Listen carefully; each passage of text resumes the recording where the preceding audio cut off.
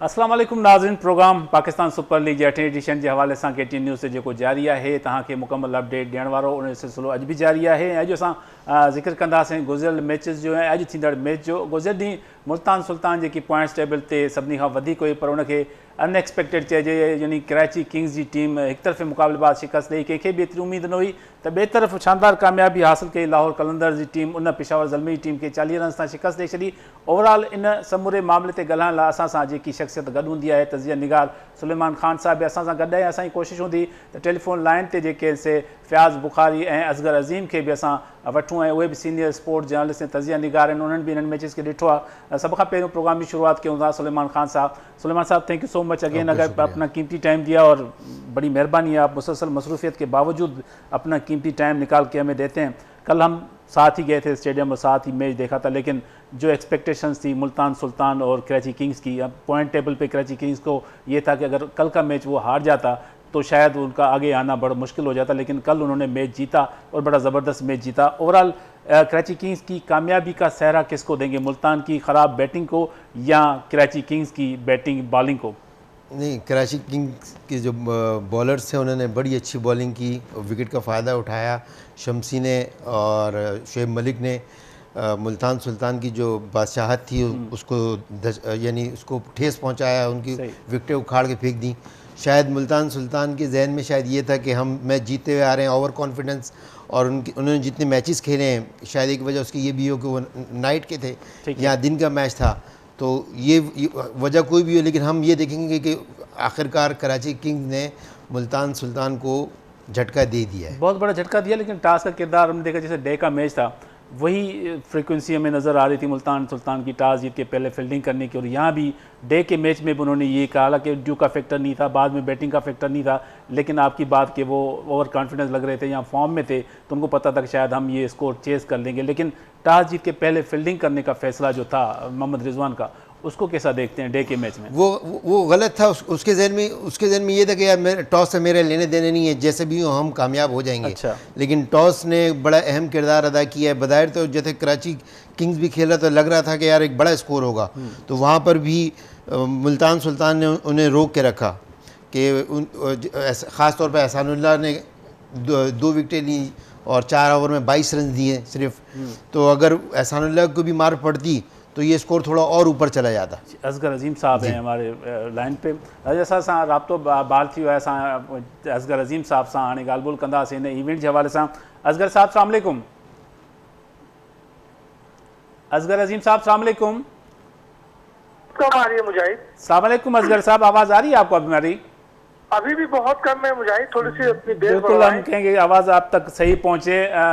मेरे आज जो मैच हो रहा है, सबसे पहले तो मैच हो रहा है आज के बीच में जो मुल्तान सुल्तान की जो मैच हो रहा है लाहौर कलंदर और उसके साथ जो टीम है दूसरी, उसके बीच में लाहौर कलंदर और इस्लामाबाद यूनाइटेड की। लेकिन कल का मैच आपने देखा, कराची किंग्स ने बड़ी ज़बरदस्त कामयाबी हासिल की।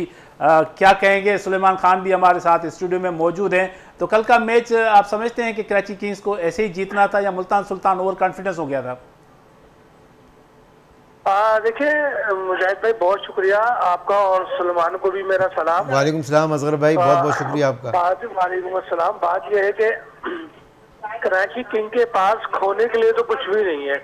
ठीक है। अगर वो अब भी नहीं जीते तो फिर अगर वो अब भी जीत के ट्रैक पे नहीं आती है तो फिर उसको अपनी मैनेजमेंट की कुर्बानी दे देनी चाहिए, क्योंकि अब जो है डू एंड डाई वाली बात है। यही पोजीशन कोयटा की भी इस वक्त PSL में है। सही है। तो मैं समझता हूँ कि कराची किंग की जीत उसके फ्यूचर के लिए बहुत जबरदस्त है, अच्छा है, और कहीं लगा है कि अब उन्होंने कुछ अपनी गलतियों से सीखा भी है।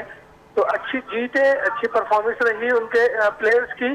मैं समझता हूँ कि कराची वालों को भी ये ख्वाहिश थी कि जब कराची किंग यहाँ से रुखसत हो तो वो जीत के साथ रुखसत हो। तो आई थिंक एक अच्छी सोच, एक अच्छे इमेज के साथ कराची किंग यहाँ से गई है। उम्मीद करते हैं कि बकिया मैच जीत कर जो है वो फाइनल 4 में अपनी जगह बना ले। जी अच्छा, टास की बात हो रही थी सुलेमान साहब से, तो टास जो है पहले तो मुल्तान सुल्तान मुल्तान मैचेस खेल रहा, तो रात के मैचेस ज़्यादा पड़ रहे थे। टास जीत के उन्होंने जो पहले फील्डिंग की वो क्या सोच के समझ के की, और जो तबरेज़ और शुएब ने बॉलिंग की उसके बारे में क्या कहेंगे? देखिए तबरेज और शोएब की बॉलिंग जो है वो यकीनन अच्छी थी और पिच ने थोड़ा सा ब्रेक हो रहा था और स्पिनर को सपोर्ट भी किया। सही। मैं समझता हूं कि स्पिनर ही की वजह से ये जीत मुमकिन हो सकी है। जहां तक टॉस जीतकर पहले बैटिंग करने या ना करने की बात है तो इस्लामाबाद यूनाइटेड ये प्रूफ कर चुका है कि टॉस जीतने या ना जीतने से कोई मैटर नहीं है। आपको याद होगा शादाब ने अभी टॉस जीतकर पहले बैटिंग का फैसला किया और वो मैच भी वो बड़े अच्छे मार्जिन से जीते। तो असल में लीडरशिप बड़ा अहम रोल अदा करती है और आपकी अपने स्टैंड पे भरोसा कि मेरा कौन सा प्लेयर, कौन सा बैटर और कौन सा बॉलर किस वक्त क्या परफॉर्मेंस दे सकता है। तो ये जो स्टडी होती है कैप्टन की, मैं समझता हूँ कि ये शादाब ने प्रूव किया कि उसकी जो अपनी टीम पे स्टडी थी उसी की बुनियाद पर उसने फैसला किया और वो मैच वो जीते हैं। तो ये एक पार्शली तो इसका इफेक्ट होता है टॉस का, बट इसको ये समझ लिया जाए कि टीम का दारोमदारी टॉस जीतने या हारने पर है। तो मैं समझता हूं कि शादाब ने इस अमल को अपने प्रैक्टिकली गलत साबित कर दिया है और अब इतना बड़ा मैटर नहीं है। हाँ, ड्यू फैक्टर होता है, बॉलर के हाथ से गेंद स्लिप होती है, फील्डर भी परेशान होते हैं, लेकिन अगर आपकी प्रिपरेशन मुकम्मल है तो फिर ये चीजें इतनी जो है मायने नहीं रखती। और अगर आप इन फॉर्म है तो फिर बाकी सामने वाला खुद ब खुद आउट ऑफ फॉर्म हो जाता है।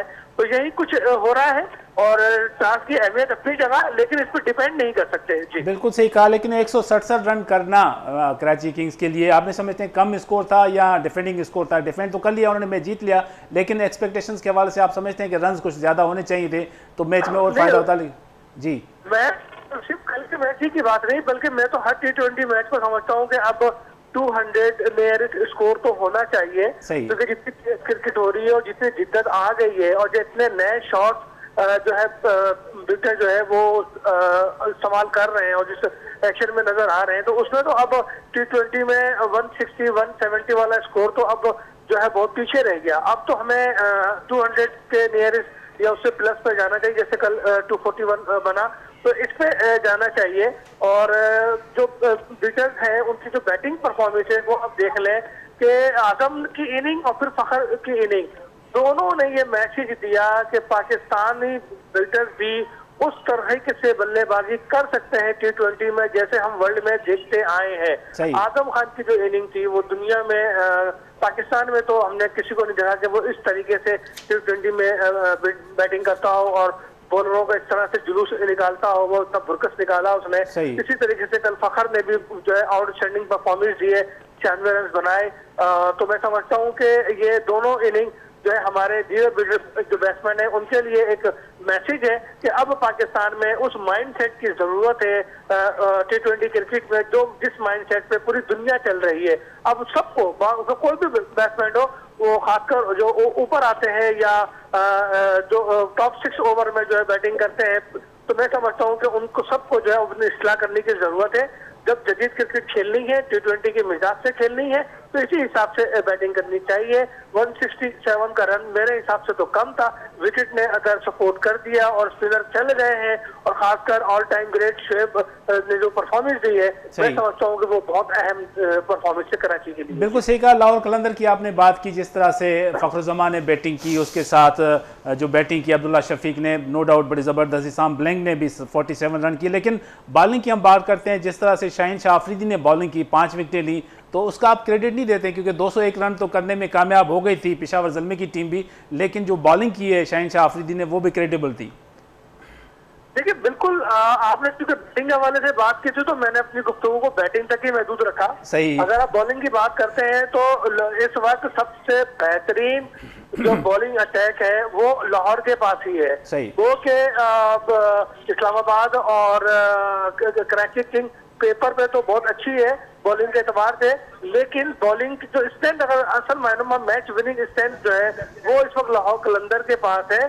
जिस तरीके से शाहीन ने 5 विकेटें ली 40 से 41 रन देकर, वो बड़ा ही जो है क्लियर कट बॉलर के लिए एक बैट्समैनों को मैसेज था और शाहीन ने सबको ये पैगाम भी दे दिया कि मैं ही मैच विनर हूँ। और इससे पहले वाले मैच में भी शाहीन की परफॉर्मेंस बहुत जबरदस्त रही थी, इसमें भी उसने बता दिया कि मैं मैच विनर हूं और शाहीन पर जो है वो ट्रस्ट किया जा सकता है। इसके साथ साथ हारिस भी उनके हेल्पिंग एंड पे मौजूद है, दिगर बॉलर भी मौजूद है, लेकिन मैं समझता हूँ कि हारिस कल के मैच में वन मैन आर्मी जो है वो साबित हुए। बड़ी ज़बरदस्त बात की, लेकिन दूसरी तरफ हम अगर बात करते हैं साइम अयूब की, साइम अयूब भी बड़े डोमिनेट नज़र आ रहे हैं। साइम अयूब का फ्यूचर कैसा देख रहे हैं, जिस तरह से बैटिंग का स्टाइल है उसका, जिस तरह से रन्स कर रहे हैं, तो साइम अयूब के हवाले से क्या कहेंगे? देखिए, साइम एक टैलेंटेड प्लेयर है, डोमेस्टिक में परफॉर्म किया है, एक नाम उसने अपना बनाया है डोमेस्टिक क्रिकेट में। और कल हमने भी देखा कि वो विकेट के चारों तरफ शॉट खेल रहा था। उसकी 50 नजरअंदाज करने वाली नहीं है, बल्कि उसकी 50 में मजीद बेहतरी लाने की जरूरत है। उसने जो स्कोर किया और जिस अंदाज से उसने बैटिंग की है वो बहुत जबरदस्त थी, लेकिन थोड़ा सा साइम को T20 के माइंडसेट से और करीब आना होगा और थोड़ी सी अपनी टेक्निक को बेहतर करने की जरूरत है। साइम पे अगर काम किया जाए तो नो डाउट साइम जो है पाकिस्तान का फ्यूचर है और उसको आगे भी मौका मिलना चाहिए। लेकिन एक आध मैच की परफॉर्मेंस से मैं किसी भी प्लेयर के लिए ये नहीं कहता कि उसको जो है कहाँ होना चाहिए, बल्कि मैं ये कहता हूँ कि उसको मजीद पॉलिश होना चाहिए। और जब वो पॉलिश होगा, हमारे कोचेज उस पर काम करेंगे और जब वो इंटरनेशनल क्रिकेट में कदम रखे तो इतना वो सिंसियर हो, इतना उसकी प्रिपरेशन हो, इतनी वो तैयारी कर चुका हो कि उसको कहीं कोई दबाव महसूस ना हो। तो साइम एक बड़ा नाम है, पाकिस्तान का फ्यूचर है, उसकी हिफाजत होनी चाहिए, उस पर काम होना चाहिए। Thank you so much Asgar Azim साहब, आपने अपना कीमती टाइम दिया। नो डाउट पॉलिश होनी चाहिए, उस पर काम होना चाहिए। साइम अयूब जैसे और बहुत से प्लेयर्स हैं, उन पे मेहनत करने की ज़रूरत है। सर, साइम अयूब के हवाले से इन्होंने बड़ी ज़बरदस्त बात की, ओवरऑल शहनशाह अफरीदी की बात की, लेकिन मेरा एक सवाल आपसे ये, जिस तरह से पैसों की कंट्रोवर्सी चली थी, लोग डिस्टर्ब थे कि मैचेस यहाँ कराची शिफ्ट हो रहे हैं, यहाँ इस्लामाबाद पिंडी में हो रहे हैं या लाहौर में हो रहे हैं, लाहौर के लोग भी परेशान थे, कराची की इंतज़ाम परेशान थी, गवर्नमेंट भी परेशान थी, हो क्या रहा है। लेकिन जैसे उस दिन आपने कहा था कि वज़ीर आज़म की इन्वॉल्वमेंट होनी चाहिए, कि पैटर्न चीफ है, और वही हुआ। नजम सेठी ने उनको फ़ोन किया कि ये मामला है, उन्होंने उसको यकीन दहानी कराई कि भाई ये चीज़ें हल हो जाएंगी। और कल हमने देखा सारी मैचेस जो यहाँ शिफ्ट होने की बातें हो रही थी वो अपने शेड्यूल के मुताबिक रावलपिंडी और लाहौर में होगी। तो पूरे इस सिनारियो को आप कैसा देखते हैं, क्योंकि सब लोग ही डिस्टर्ब थे, लाहौर के हो या पाकिस्तान के, सारी दुनिया के लोग परेशान थे। ऐसा काम नहीं करना चाहिए ना जिससे लोग डिस्टर्ब हों, लोग परेशान हों। अगर मिसाल के तौर पे अगर मैचेस इधर आते हैं तो भी परेशानी थी, सही, ठीक है। और कल तक 3:30-4 बजे तक ये कंफर्म नहीं था कि मैचेस कहाँ होंगे।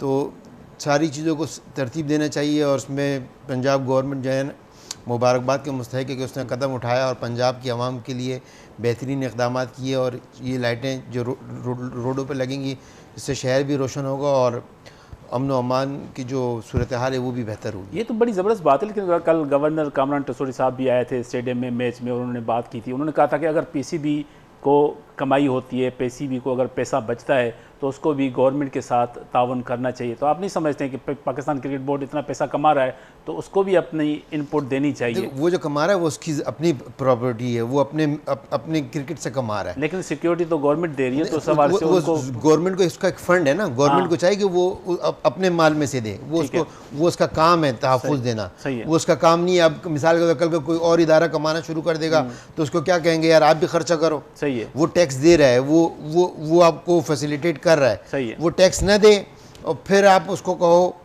फिर समझ में, लेकिन वो टैक्स दे रहा है तो ये स्टेट की जिम्मेदारी होती है सारी चीज़ें फराहम करना। बिल्कुल सही कहा। लेकिन जो मैसेज अल्लाह करे नहीं गया, शुक्र अल्हम्दुलिल्लाह के मैचेस ट्रांसफ़र नहीं हुए, अगर ये ट्रांसफ़र हो जाते, शिफ्ट हो जाते, तो आप समझते हैं इंटरनेशनल लेवल पे क्या इमेज होता, क्या मैसेज जाता कि आपस में लड़ाई लड़ रहे हैं? देखिए, लड़ाई नहीं है, बस औकात बहुत सारी चीज़ें होती हैं, बहुत सारी बातें होती हैं जो हम नहीं कह सकते हैं। हाँ। कभी हमने मगरिब की तरफ जाना, हमें पता भी नहीं होता, हमें पता भी होता था। जैसे मिसाल के तौर हमने मगरिब की तरफ जाना था, हम कहते हैं हम मशरिक की तरफ जा रहे हैं, हम बतलाने नहीं चाह रहे हैं। सही कह रहे हैं। तो इशू कोई और होता है और इशू कुछ और दिखाया जाता है। तो ये अच्छा है, क्रिकेट लाहौर में हो रही है और पिंडी में हो रही है और इससे मकामी लोगों को भी फ़ायदा होगा और जो यहाँ के जो लोग हैं जिन्होंने काम किया उनको भी रेस्ट का टाइम मिलेगा। बहुत ज़बरदस्त बात की। आते हैं फिर कल के मैच पे। लाहौर कलंदर की बैटिंग जो थी उसमें फ़खरुज़्ज़मान ने बड़ी ज़बरदस्त बैटिंग की। 45 बॉलों पे 2 चौके और 3 चौके और 10 छक्कों की मदद से उसने 96 की इनिंग खेली। लेकिन मोस्टली उसके रन्स में देख रहा था वो ऑन साइड पे खेल रहा था हर बॉल को। ये आप नहीं समझते उसकी शॉट्स की वैरायटी कम है, उसको ऑफ साइड पे भी खेलना चाहिए, या बॉलें उसको ऐसी मिल रही? देखिए, रन आने चाहिए बैट से, वो कहीं पर भी खेले, ठीक है। उसमें ये नहीं लिखा जाता कि इसने किस रुख की तरफ ज़्यादा लेकिन हम बमबारी तो की है। उन चीज़ों को उस नज़र से देखते हैं ना कि इसके खेलने का स्टाइल जो है वो अगर दूसरी टीम में होगी वो उसको कैच कर लेगी कि भाई इसकी स्ट्रॉन्ग साइड नहीं, कैच करना चाहिए ना, कैच करना चाहिए। आज देखता हूँ कि फ़खर कितने करता है। मैं कोई वो तो नहीं हूँ, ना फरिश्ता हूँ, ना गैब का इल्म जानता हूँ, लेकिन मुझे नहीं लगता कि आज फ़खर चल जाएगा, क्योंकि इनकी जो बॉलिंग है इस्लामाबाद वो बहुत सोच समझ कर बॉलिंग करेंगे और जगह पर करेंगे, फील्डिंग भी अच्छी होगी। ये ये लाहौर कलंदर के लिए आसान नहीं होगा आज। ठीक है, लेकिन लाहौर कलंदर की बात करें, कंपेयर करें अगर शादाब पेपर में देखें तो वजन लाहौर कलंदर का बहुत ज़्यादा है। सही है, ठीक है ना। अगर वजन करेंगे तो जब परफॉर्मेंस पे देखेंगे कौन कमाल करता है। यहाँ तो वजन की बात करें तो फिर आजम खान का वजन सबसे नहीं, आजम खान का वजन आजम के लिए भारी है। दुनिया क्रिकेट कुछ भी बोले, देखिए परफॉर्मेंस एक अलग चीज़ है और जो आपकी जो फिटनेस है ना वो एक अलग चीज़ है। लेकिन देखें आप, मैं आपकी बात कर रहा हूँ, आजम खान विकेट पर ना सिंगल डबल रन नहीं कर सकता। क्यों नहीं करता? सवाल तो ये होता है, वजन नहीं दौड़ सकता ना, तो फिटनेस का इशू है ना। तो सही करे उसको। अच्छा, सही करे। देखिए उसकी कलाई में ताकत है, जहाँ चाहे खेल सकता है, नेचुरल है।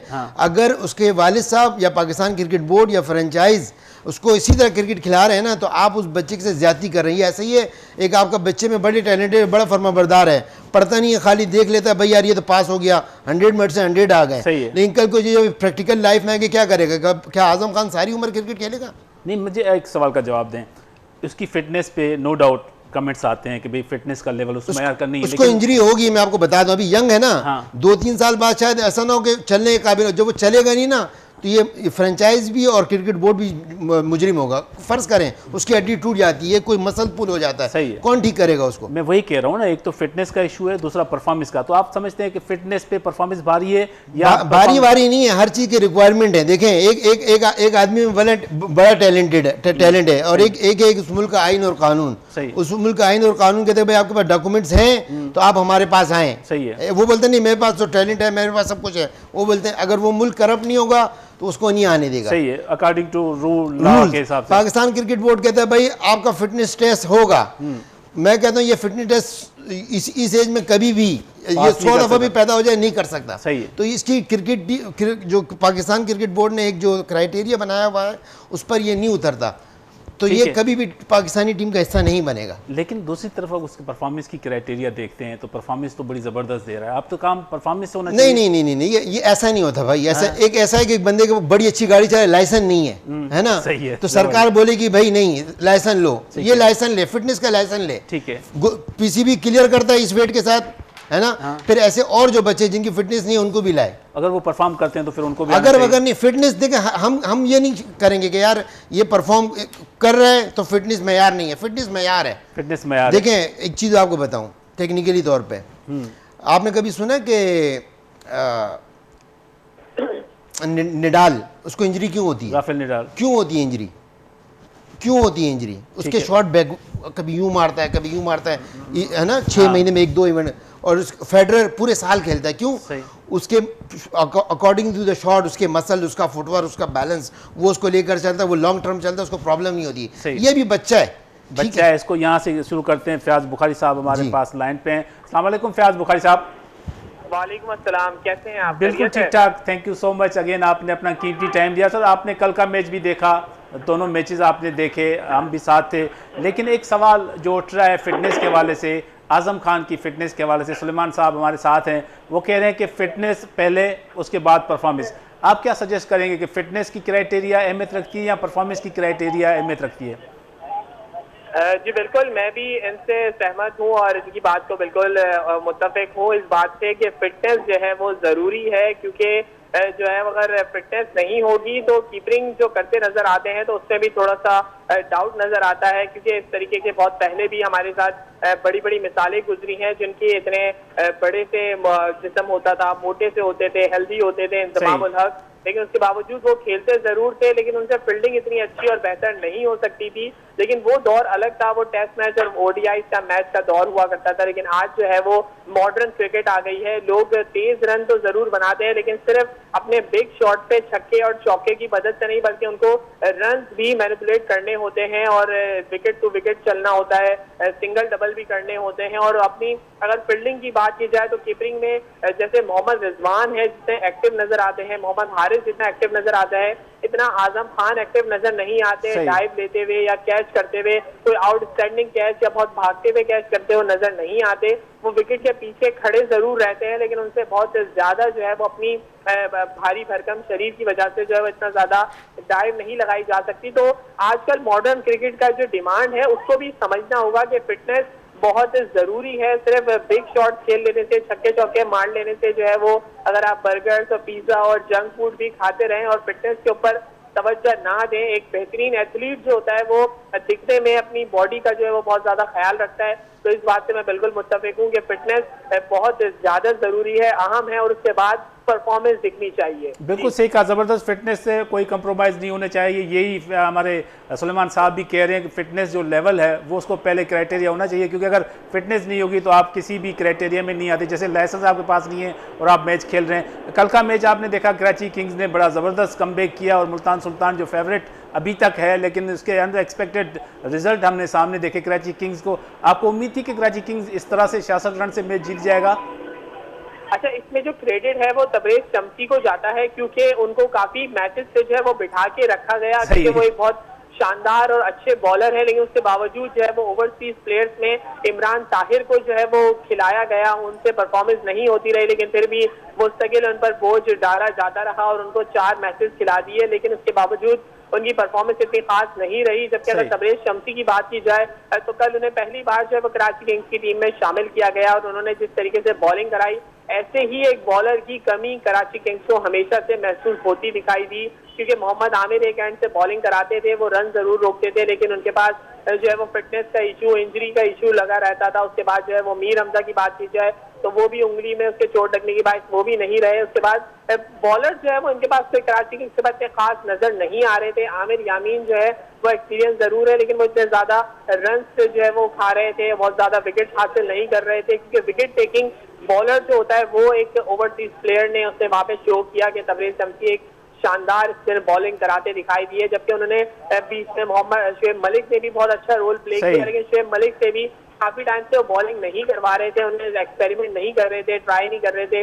इमाद वसीम खुद अपने ऊपर रिलाई कर रहे थे, लेकिन पिछले गुज़िश्ता मैचेस में वो भी जो है वो रन से ज्यादा खाते दिखाई दे रहे थे। बॉलिंग इतनी लाइनअप इनकी स्ट्रॉन्ग नजर नहीं आ रही थी, लेकिन कल का जो मैच था उसमें तबरेज शम्सी को बहुत अहम किरदार जाता है। उसके बाद शुएब मलिक ने भी दूसरे एंड से बहुत अच्छी परफॉर्मेंस दी कि दोनों स्पिनर्स ने इस तरीके से जो है वो प्लेयर्स को फंसा के रखा कि जो मैच है उसका बिल्कुल पासा पलट दिया। लेकिन कराची किंग्स से अगर बैट्समैन की बात की जाए तो एक मैथ्यू वेड हैं, उन्होंने भी बॉल टू बॉल खेला, तकरीबन 47 बॉलों पे 46 रन उन्होंने स्कोर किया, जिसकी वजह से प्रेशर बहुत ज्यादा आया। बैटिंग में जो है वो बहुत अच्छा परफॉर्म कर रहे थे दीगर प्लेयर, लेकिन मैथ्यू वेड की वजह से जो है वो थोड़ा सा स्कोर और टारगेट सेट जो है वो कम किया, क्योंकि 150 रन का हदफ जो है वो आसानी मोहम्मद रिजवान 11 जो है वो उससे हासिल कर लेना चाहिए था, क्योंकि मोहम्मद रिजवान की बहुत शानदार फॉर्म लगी हुई है। वो तकरीबन 350 रन बना चुके हैं गुज़िश्ता 6 मैचों के दौरान, जिसमें 1 सेंचुरी और 350 उनकी शामिल है। तो उनको रोकना जो है वो थोड़ा सा नामुमकिन था, लेकिन जिस तरीके से तबरेज शम्सी और शुएब मलिक ने बॉलिंग कराई और उनको खेलने नहीं दिया गया, उसे फंसा के रखा और 100 रन पे मुकम्मल टीम इनका आउट हो जाना भी जो है वो मुल्तान सुल्तान के लिए आराम से कम नहीं, और उनको जो है वो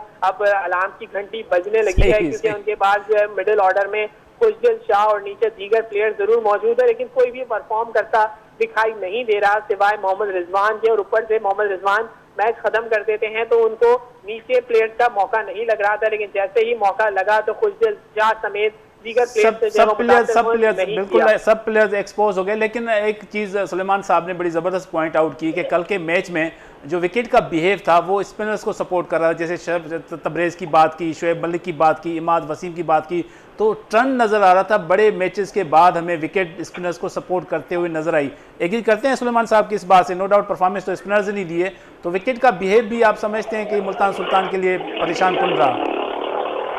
जी बिल्कुल, असल में गुज़िश्ता 8 मैचेस जो है वो कराची में जो हुए वो सारे के सारे इवनिंग लाइट्स में हुए, 7 बजे के बाद जो है वो मैचेस होते रहे, तो वो सारे जो है उसमें थोड़ा सा ड्यू फैक्टर भी बीच में शामिल होता रहा और लोग जो है वो यहाँ पे 200 रन भी बनाते रहे और 200 रन का टारगेट जो है वो क्लोज जाता भी रहा। लेकिन अगर बात की जाए कल के मैच की, तो कल का मैच वाहिद ऐसा मैच था जो दोपहर में होना था और दोपहर 2 बजे जब मैच शुरू किया था तो शायद पिच के बारे में इतना ज्यादा अंदाजा नहीं था कि वो कैसा बिहेव करेगी। तो पिच जो है वो स्पिनर बॉलर्स के लिए बहुत मददगार साबित हुई, क्योंकि ज्यादातर जो है थोड़े से फास्ट ट्रैक्स बनाए जाते थे, पिचेस इस किस्म की बनाई जाती थी कि 200 रन आसानी से बन रहे थे और लोग जो है उसे टारगेट को अचीव भी करते दिखाई दे रही थी मुख्तलिफ टीम। लेकिन कल का जो मैच था वो थोड़ा सा इंटरेस्टिंग इसीलिए रहा क्योंकि दोपहर का मैच था, कल धूप भी बहुत ज्यादा थी, तपिश भी बहुत ज्यादा थी, गर्मी भी बहुत ज्यादा थी, तो उसकी वजह से थोड़ा सा पिच ने जो है वो थोड़ा सा मुख्तलिफ प्रिटेंड किया और शाम होते होते जो है वो उसने बिल्कुल ही स्पिनर्स को सपोर्ट करना शुरू कर दिया और 10 की 10 विकेट मुल्तान सुल्तान की हासिल कर लेना भी ये भी कराची किंग्स के लिए खुशी की से कम की बात नहीं है। और ऐसा लगता है कि उन्होंने जिस रिदम से वो टीम आगे बढ़ रही है तो शायद कुछ आगे जो 10 मैचेस में जो अभी 6 मैच तो हो चुके हैं, लेकिन अगले 4 मैच में अगर जीतते हैं तो उनका प्लेऑफ में जाने का चांस थोड़ा सा मजबूत हो जाएगा। अच्छा, बड़ी ज़बरदस्त बात की, लेकिन ओवरऑल आज की मैच की बात करते हैं, इस्लामाबाद यूनाइटेड वर्सेस लाहौर कलंदर। तो एडवांटेज आप समझते हैं लाहौर कलंदर को होम ग्राउंड का होगा, होम क्राउड का होगा, या इस्लामाबाद जिस तरह से यहाँ खेली थी उस तरह की परफॉर्मेंस का मुजाहरा देखने में आएगा? क्या कहेंगे, दोनों टीमों से फेवरेट कौन सी टीम है और क्यों है? देखिए, अगर फेवरेट टीम की बात की जाए तो नो डाउट लाहौर के जो सपोर्टर्स हैं वो लाहौर की टीम को बिल्कुल सपोर्ट करते दिखाई देंगे और उनका जो आज का मैच है वो भी बहुत शानदार होगा। कल के मैच की अगर स्टैट्स की बात की जाए तो तकरीबन हाउसफुल था, तकरीबन सारे ही लोग जो है ऐसा लग रहा था पूरा लाहौर मैच देखने के लिए और लाहौर टीम को सपोर्ट करने के लिए पहुंच गया है। अलबत्ता बाबर 11 को भी लोग सपोर्ट जरूर करते हैं, लेकिन जिस किस्म की शाहीन शाह अफरीदी ने 5 विकेट हासिल की, बाबर आजम को बोल्ड किया, मोहम्मद हारिस को बोल्ड किया, तो आज भी जो है वो खतरे से खाली नहीं होगा इस्लामाबाद यूनाइटेड के प्लेयर्स के लिए। अलबत्ता इस्लामाबाद यूनाइटेड का भी एक स्ट्रॉन्ग स्क्वाड है। पिछला मैच जो है उन्होंने 15 ओवर्स में ही जो है वो 150 रन बनाकर जो है वो मुकम्मल कर दिया था। तो ऐसा लगता है कि पेशावर ज़ल्मी के लिए और वो दो टीम हल्की नजर आई, लेकिन आज का मैच जो है वो दोनों टीमें बहुत ज्यादा स्ट्रॉन्ग है और मुझे ऐसा लगता है कि फेवरेट जो है वो आज के मैच में भी लाहौर कलंदर ही होगी। उनका पलड़ा थोड़ा सा भारी रह जाएगा क्योंकि फखर जमान भी फॉर्म में आ चुके हैं और इसके साथ ही दीगर प्लेयर्स में शाहीन शाह अफरीदी भी शानदार बॉलिंग करा रहे हैं, शफीक ने भी जबरदस्त परफॉर्म किया। जी बिल्कुल, आज के मुझे लग रहा है कि फेवरेट टीम जो है वो शायद लाहौर कलंदर होगी और लाहौर कलंदर शायद जीत भी जाए आज। Sir thank you so much, आपने अपना कीमती टाइम दिया KTN न्यूज़ के लिए। सर वही बातें जो आपने की, एक तो सबसे पहली बात ये कि विकेट का बिहेव था, स्पिनर्स को सपोर्ट कर रहा था, इस वजह से इमाद वसीम ने आउट किए, शुएब ने आउट किए, शम्स तब्रेज़ी ने आउट किए, तब्रेज़ शमसी ने आउट किए, 3 विकेटें ली। लेकिन आज जो फयाज़ कह रहे हैं कि लाहौर को एडवांटेज होगा, लेकिन आप इस्लामाबाद को सपोर्ट करते आए, आज के मैच की बारे में क्या कहेंगे कि इस्लामाबाद के लिए टफ टाइम नहीं होगा? नहीं, इस्लामाबाद ही विन करेगा और दूसरा ये कि लाहौर कलंदर को इतना आसान नहीं होगा कि 200 रन करें, क्योंकि इनकी फील्डिंग, इनकी बॉलिंग ज़ल्मी की बॉलिंग के मुकाबले में काफ़ी बेहतर है। ठीक है, और इनके अंदर सलाहियत है कि कहीं से भी किसी भी टीम को दबोच सकते हैं। तो आज जो है मैं समझता हूँ लाहौर कलंदर की बैटिंग का भी इम्तिहान है और बॉलिंग का भी इम्तिहान है। तो इस्लामाबाद का कोई इम्तिहान नहीं है? नहीं, उसका कोई इम्तिहान नहीं है। उसको फ्री जैसे आपने बाबर आजम को फ्री चिट दी हुई है ना, हाँ। कि भाई ये बगैर फिटनेस के भी खेल सकता है, तो ये भी आजम खान को दी है, बाबर आजम। तो आपकी जो इस्लामाबाद की टीम है या उसको वो एडवांटेज जो है ना मैं इस्लामाबाद यूनाइटेड को दे रहा हूं। इस्लामाबाद यूनाइटेड को तो आप एडवांटेज दे रहे हैं, लेकिन हाँ। यहाँ पे जो जिस तरह से डिस्कस हो रहा था कि दोपहर को मैच हुआ, वहाँ पे ड्यू का फैक्टर आएगा, तो डेफिनेटली फिर टास्क की बड़ी अहमियत होगी। हाँ, तो अब ये कि सारे मैचेस वहाँ हैं, मौसम भी ठंडा है, तो जो मैं समझता हूँ जो भी टीम टॉस जीतेगी वो पहले बॉलिंग करेगी ताकि दूसरी इनिंग में ड्यू का फ़ायदा उठाए अगर एक्सपेक्टेड हो ड्यू पड़े, ताकि जो उनको बॉलिंग कराने में दिक्कत ना हो, बॉल फील्डिंग करने में दिक्कत ना हो, तो जाहिर है वो पहले बॉलिंग कर लें ताकि वो जो थोड़ा बहुत जो है डिसएडवांटेज है उससे बच सके। अच्छा, इस्लामाबाद अगर टॉस जीतता है तो पहले फील्डिंग करेगा, आप ये कहना चाहते हैं? अगर फील्डिंग करता है तो फिर लाहौर कलंदर के बैट्समैन हैं वो इनफॉर्म हो चुके हैं, तो उनको आउट करना, वो तो विकेट बताएगी कि इनफॉर्म आज है या नहीं है। नहीं, लेकिन आपने टास्क की बात की ना, मैंने तो आपसे कहा ना कागजों में वो भारी हैं, हाँ। सबके जहनों में कलंदर है ना, सही है। लेकिन मुझ नाकिस के जहन में ये है कि कलंदर उस तरह परफॉर्म नहीं कर पाएगा जिस तरह वो करता हुआ आ रहा है। क्यों? आज बॉलर डिफरेंट है, जो अपोजिशन है वो डिफरेंट है। लेकिन होम ग्राउंड का और होम क्राउड का एडवांटेज देखिए, जब आपके ऊपर लोड पड़ता है ना, ये तो जाहिर है एक जो क्राउड होता है, एक बंदा अंदर जोश से खेलता है कि पूरी दुनिया की तवज्जो मेरी तरफ है, मैं परफॉर्म करूं। हर प्लेयर परफॉर्म करना चाहता है। जो आपका अपोजिशन है उसने भी वो कोई हारने के लिए नहीं आई, वो भी जीतने के लिए आई है। तो ये अगर यूँ समझे कि आज अगर लाहौर कलंदर ने अपने लाहौरियों की इज्जत रखनी है तो अच्छा खेल पेश करे, अच्छा खेल पेश करना पड़ेगा। लेकिन इस्लामाबाद है, नो डाउट बड़ा ज़बरदस्त परफॉर्म किया था आजम खान ने। पॉइंट्स टेबल की हम बात कर लेते हैं। मुल्तान सुल्तान 6 मैचेस में से 4 जीत के 2 हारे, 8 पॉइंट पहले पोजीशन पे। इस्लामाबाद यूनाइटेड 4 मैचेस खेले हैं, 3 जीते हैं, 1 में उसको शिकस्त हुई है, 6 पॉइंट हैं। लाहौर कलंदर भी 4 मैच खेला है, 3 जीते हैं, 1 हारा है और 6 पॉइंट। अगर आज जीते हैं तो उसके 8 पॉइंट हो जाएंगे। कराची किंग्स की बात करें, 6 मैचेस में से 2 जीते हैं, 4 हारे हैं, 4 पॉइंट के साथ वो चौथे नंबर पे हैं। पेशावर ज़ल्मी 5 मैचेस में से 2 जीते हैं, 3 हारे हैं, 4 पॉइंट हैं। और कोयटा ग्लेडिएटर 5 मैचेस में से 1 जीता है, 4 हारे। तो कोयटा और कराची किंग्स को आगे देख रहे हैं। कोयटा को तो नहीं देख रहा, कराची किंग्स ये अपने मैचेस जीते है ना, तो फिर ज़ल्मी के लिए प्रॉब्लम हो सकती है। अच्छा, ज़ल्मी के हिसाब से अगर और अगर कराची किंग की परफॉर्मेंस इस तरह नहीं रही तो फिर ज़ल्मी जो है फिर डायरेक्ट टॉप जो है 5 में आ जाएगा। तो आज कह रहे हैं कि जिस तरह से इस्लामाबाद यूनाइटेड ने पिछले मैच में परफॉर्म किया था वही परफॉर्मेंस का मुजाहरा आज के मैच उससे बेहतर करेगी, उससे बेहतर करेगी। बड़ी मेहरबानी आपने सलमान साहब अपना कीमती टाइम दिया। नाज़रीन, तव्हां पाकिस्तान सुपर लीग 8 एडिशन के अपडेट के हवाले से जो KTN न्यूज़ जो प्रोग्राम है उनकी ट्रांसमिशन ॾिसी रहा हो। असांजी कोशिश होंगी है तव्हांखे हिकु त अॼु जी मैच थियल या थींदड़ मैच के हवाले से मुकम्मल तरह से अपडेट कयूं। असांजी कोशिश इहा ई हूंदी आहे। असां केतिरी कोशिश में कामयाब थियूं तो पंहिंजो फीडबैक ॾिजो। सुभाणे ताईं सुभाणे वरी हाज़िर थींदासीं नए प्रोग्राम में नए महिमान सां गॾु ऐं वरी प्रोग्राम के हवाले से अपडेट करण वारो सिलसिलो असां जारी हूंदो। तेसिताईं जो पंहिंजे मेज़बान मुजाहिद सोलंकी की इजाज़त। अल्लाह वाही।